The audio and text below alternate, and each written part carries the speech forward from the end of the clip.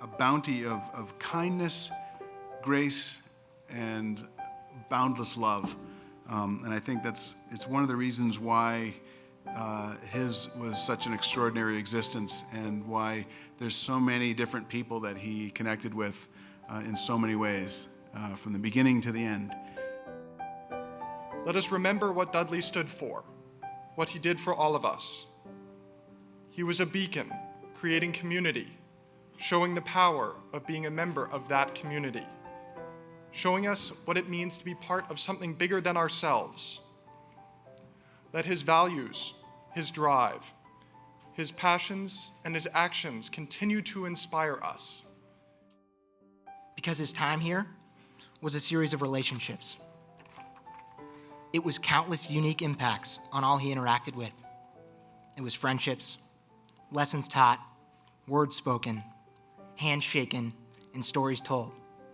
It was his impact on me and his impact on each one of you.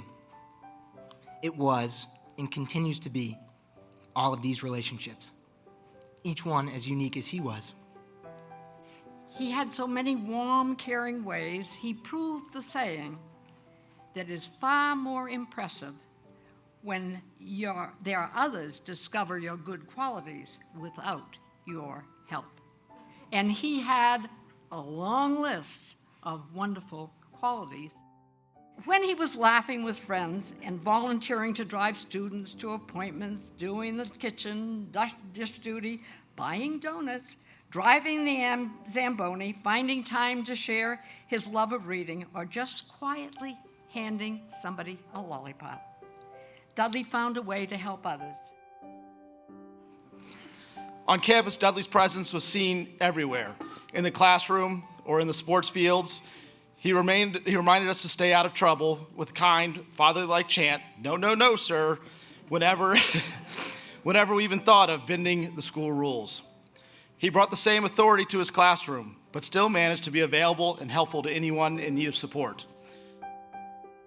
He loved teaching, but teaching not just in the classroom, but teaching, more importantly, outside of the classroom.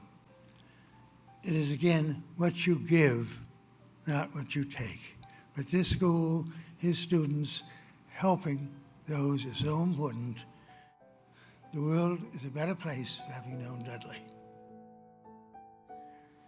Every one of us loved Dudley, and I'm just going to ask that if anyone can just pick one thing out of Dudley and just carry it on for the rest of your life and send it out to the world and make people better. Just be happy and lucky to be here, and we can pass his goodness on. It's up to us to keep this world going in a good, positive way like Dudley left us. What Dudley was to my family and to myself was a storyteller. He was there to talk and share. And my family, Spate, Noah, Dick, and myself are better people, I hope, because we have a little bit of Dudley in ours. This place is pretty amazing. And one of the things that was so amazing about it was that it had Dudley Clark.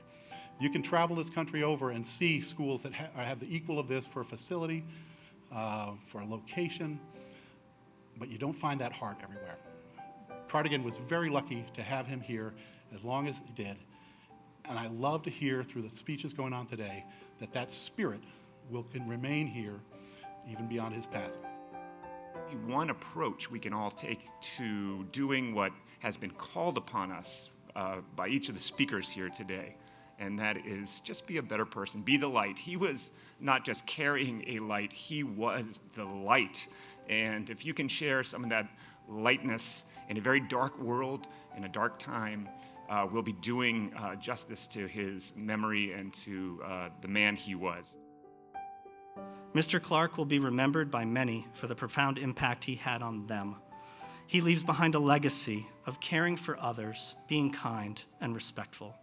He also leaves behind a great love for the Cardigan Mountain School. It is now our job, as Rick alluded to pass it on. we must carry forward what we learned from Dudley and instill those same values of caring, kindness, and respect in others in our daily lives. No pressure, no lollipops, you just have to do it. And as Mr. Clark might say, what a deal.